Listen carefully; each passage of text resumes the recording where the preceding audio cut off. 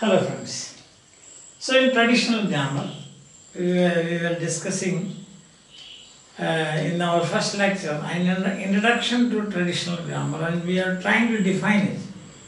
We said that it starts the grammar activities in grammar began, theories in grammar from Plato, Aristotle, then scholastic debates of the Middle Ages, Stoic grammarians, then we have 18th century, the debates and the discussions of the rationalists and the empiricists, then the 18th century grammarians, Bishop Lowth, Prof. Johnson, and also we saw prescriptive writers, see that, and we find that the whole thing, that is whatever happened before 1930, before the structural revolution, you bundle together or club together and say that that is traditional grammar.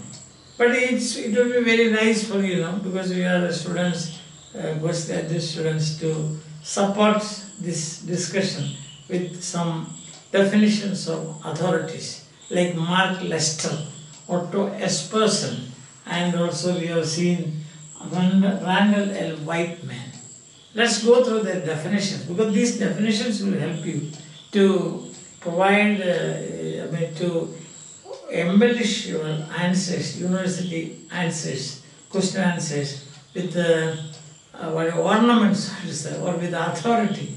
Instead of just go on describing like this, if you give a quotation from an authority, then that would have a great authenticity. And that's why I thought of giving you three very important and distinguished authors. Quote three distinguished authors in this field. As you can see, the first definition is by Randall L. Whiteman. You can read it now. Randall, R-A-N-D-A-L, L, and Whiteman, not dark man, Whiteman. Yes.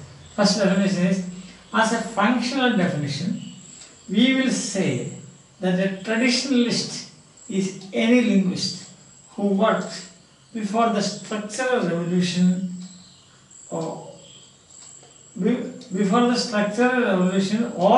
before 1930. And this definition covers considerable variety of grammatical philosophies and approaches. I think it's very clear now, as it is. Without any explanation is required, I think that. But still we can see, once again we will go through this and see. As a functional definition, because why does it say functional definition? Because as I told you, if you start from BCs right up to 1930s, so somehow you have to give a summary of this. Somehow you have to present it. That's why as a functional definition, we will say that a traditionalist, a traditional grammarian, is any linguist who worked before the structural revolution or before 1930, and this definition covers considerable variety of grammatical philosophies and approaches. Just now I have listed half a dozen of them, right from Plato, Aristotle up to 18th century grammarians, up to Bishop Lowth. And the second definition is by Mark Lester, again an authority. At its worst, it means traditional grammar means a confused blend of prescriptive and descriptive grammars. Some people even now, I think, find fault with Wren and Martin. But that is a standard book, no doubt about that. So I told you the other day, a gentleman was making fun of this, saying that when I hear the name of Wren and Martin, I will run away and hide myself. I don't know why. Anyhow. At its worst, it means a confused blend of prescriptive and descriptive grammars. Prescriptive, the other day I told you, doctor gives prescription, means order, it's an order. See?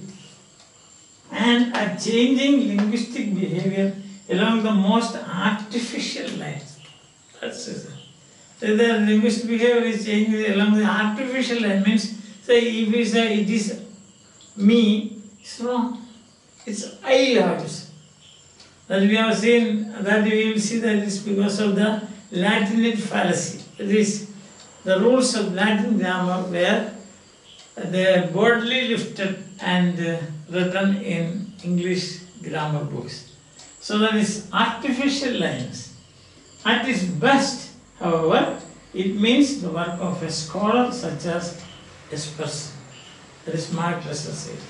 Esperson's Essentials. It's a traditional grammar book, but it is really an essential book for us. Essential book for us. No doubt about it. That's why Essentials is. The title itself is essential. So that is it. So if you take it in the two sides here, if you consider it the worst side of a traditional grammar is set of rules that will ask you to do this, to do that, then you should what you should say that strictly according to rule, everything should be rule based and so on. That means there is no freedom for you to speak. The communication is unimportant here. That is what he says. That is the aspect he said. At its worst means that. Modifying your behavior. At its best, of course, it is. Now, the third one is by Otto Esperson himself. Otto Esperson, very famous name. So better I will write it here if it is not. If you cannot see that. Esperson. Otto Esperson. Yes. He has also written a history of the English language, a textbook, a standard textbook on the history of the English language. So he says, rules which must be obeyed. If one wants to speak and write the language correctly. Very simple, isn't it? If you want to speak correctly, if you want to write correctly, there should be some rules. If you want to play football correctly, you have to observe certain rules. If you want to walk along the street correctly, you have to observe certain rules. So if a rule means, immediately you are getting, some people get some allergy, rules. Maybe it's because of feeling that a rule means something that will suppress your creativity or something like that. Yes, maybe. Rules which must be obeyed if one wants to speak and write the language correctly. Linguistic prescriptivism. Prescriptivism is order, giving an order or rule, gives a non-native speaker. That's simple. Second language, English as a second language. Non-native speaker, a set of rules that he must follow in order to use the new language correctly. So it's especially about non-native speakers. Non-native speakers must follow rules. If you want to use the language correctly, write it correctly, and speak it correctly. Understand?